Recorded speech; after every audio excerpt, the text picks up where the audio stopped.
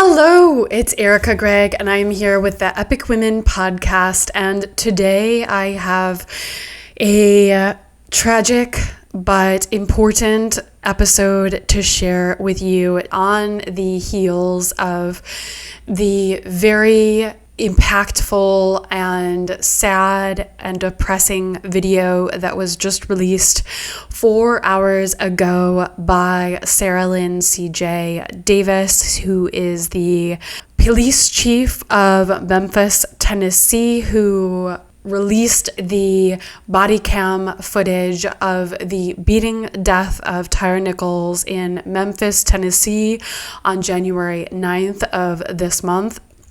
He was dead 3 days later after being in the hospital from the beating of 4 officers and the neglect of also paramedics. And so the situation and the system failed this man. And I today want to not only talk about the difficulty faced by some of those in our communities, but also by the opportunity of the leaders of us to handle this case with the most respect and importance, because we should care about those who we serve as leaders. And if we aren't, especially as public servants, value placed on trust and community, we lose. We lose out. And especially in the case of police, of law enforcement, the value of creating relationships and just how very important that is. And so today I wanted to have on this Epic Women podcast the story of Cerelyn C.J. Davis. So let me start with a little biography around Cerelyn Davis and how she's grown up and kind of where she's come from to become the first African-American police chief in Memphis, and prior to that, the first African-American police chief in Durham, North Carolina. Davis, who goes by the nickname CJ, was born into a military family stationed at Fort Bragg. Now, when she was growing up, she grew up in a family dedicated to serving their country, which installed a strong sense of justice and desire to make a difference in her community. Now, CJ channeled this drive into a career in law enforcement, starting as a beat cop. Now, this has nothing to do with beating. It actually, unfortunately, which is just a bad pun here, but a beat cop really means that they are on a beaten path, meaning they have a focus on a specific area in their community. Just to let you know, I was curious about this, and so that's what a beat cop is. So she was very passionate, and she moved her way working up the ranks throughout her career after becoming that kind of local law enforcement officer, police officer. So she eventually, over several years, became the first African-American woman to lead the police department in Durham, North Carolina, where she served for 5 years.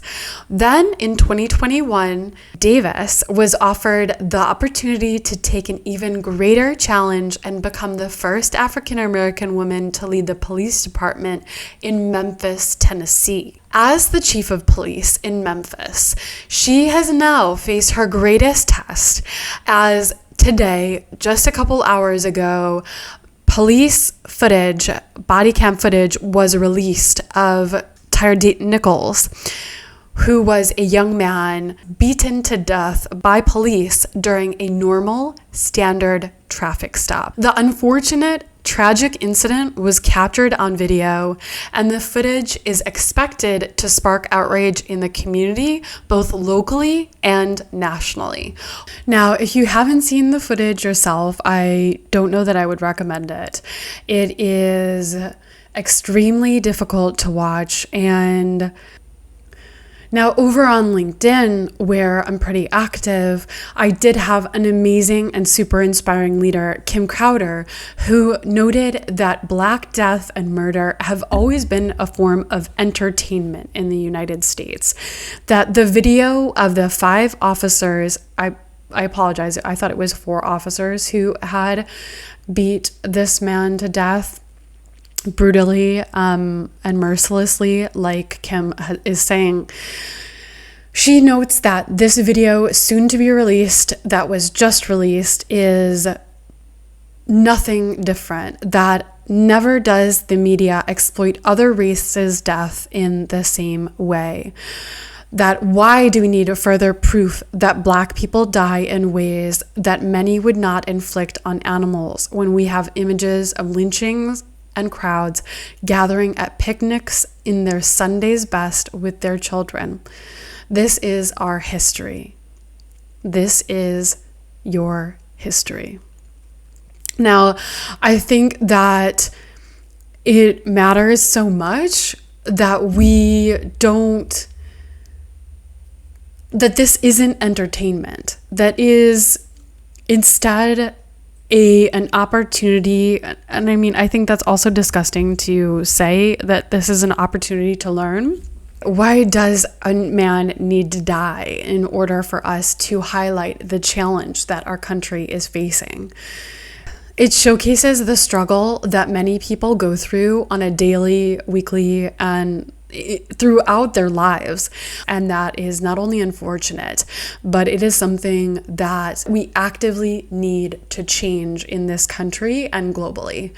And I want to emphasize that this story is horrible, and how we respond will say everything as well. And that we demand justice from the leaders and especially the police within our communities, and that we gain justice not only in this particular case, but in future cases moving forward. And the story is important. So we will continue. Already you can see police and groups forming locally in Memphis as I last reviewed things. And actually, while reviewing things, I will get to the comments later about the responses that I've seen online and on YouTube, but let's get back to the biography.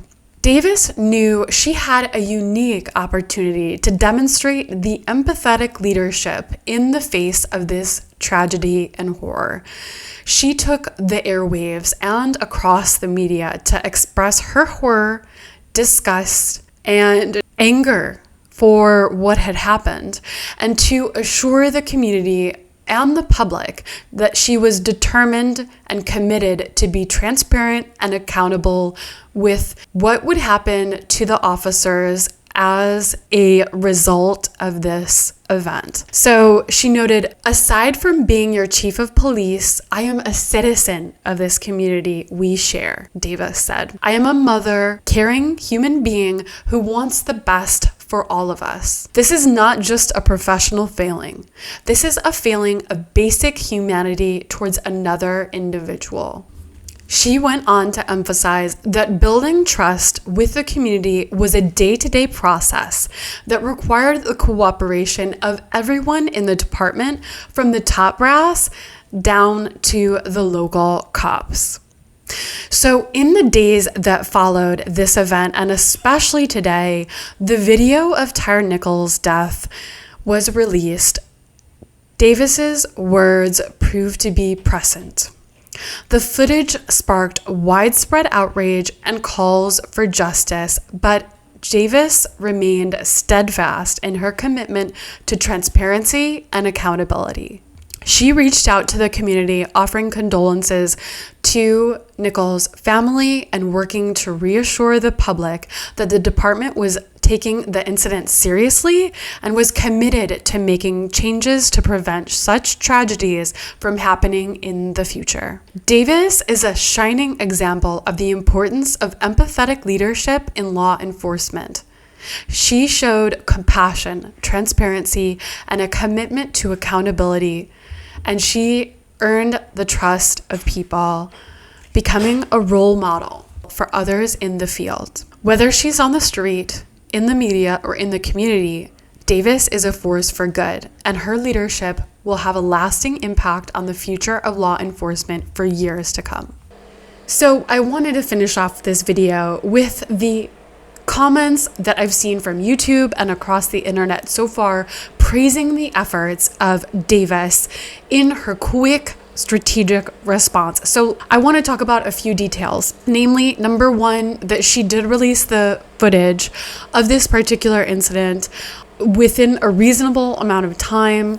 She highlighted that she will have judicial efforts for these 5 police officers that are charged now with first-degree murder. And it really feels like, whereas in multiple different police brutality situations, and even the case of Rodney King, the police officers did not respond in a reasonable amount of time, and instead they ignored the issue and kind of swept it under the rug. Whereas you had Davis going on the defensive very quickly, within because the event, to be fair, the event happened January 9th. It is January 27th. In law enforcement time, that's actually a really good turnaround. And today, January 27th at 6 p.m., I believe that was Eastern time, they released the footage. And in that time, she did a lot of media interviews around the subject of this interview. And what she said was she described the incidents with accuracy. When I think of other situations with police brutality, you come to understand that the police downplay what happened in the situation, whereas Davis went on record and was clear as day that what those police officers did was wrong and it shouldn't happen again. I wanted to close today with a message of inspiration for you, my followers and fans. I really appreciate you taking the time to engage with women doing epic things and women leading organizations, teams, and in their lives. And I really cannot wait to continue these conversations. So please press that like button, follow us along, and I cannot wait to continue the conversation. Thank you.